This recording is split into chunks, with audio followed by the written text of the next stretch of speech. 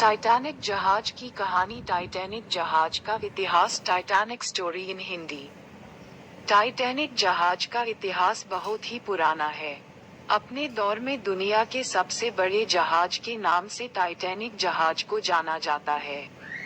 Titanic जहाज के डूबने पर एक मूवी भी बनी है, जिसमें जैक और रोज की प्रेम कहानी को दिखाया गया है। टाइटैनिक जहाज की जानकारी। टाइटैनिक जहाज के डिजाइनर और बनाने वाले का नाम थॉमस एंड्रूज था। ये जहाज 1998 में बनाया गया था।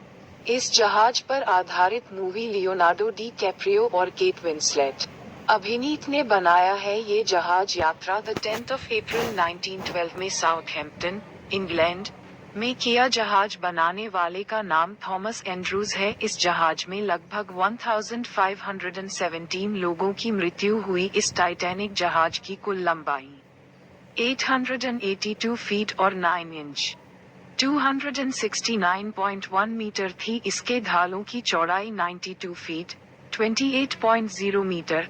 समुद्र में टाइटैनिक जहाज कैसे डूबा। इतिहास से पता चलता है टाइटैनिक जहाज दुनिया का सबसे बड़ा वाष्प आधारित यात्री जहाज था। वह साउथहैम्पटन, इंग्लैंड से अपनी पहली यात्रा 10 अप्रैल 1912 को भरी।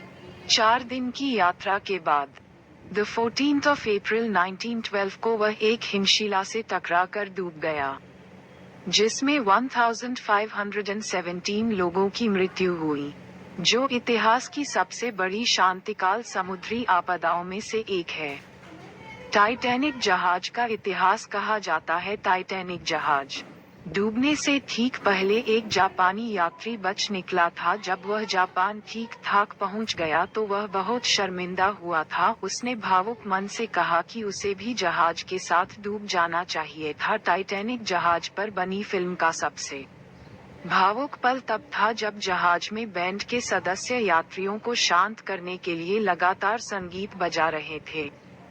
ऐसा वास्तव में भी हुआ था। जहाज में सवार बैंड ग्रुप ने लोगों को डूबने के डर से शांत करने के लिए घंटों तक संगीत बजाया था।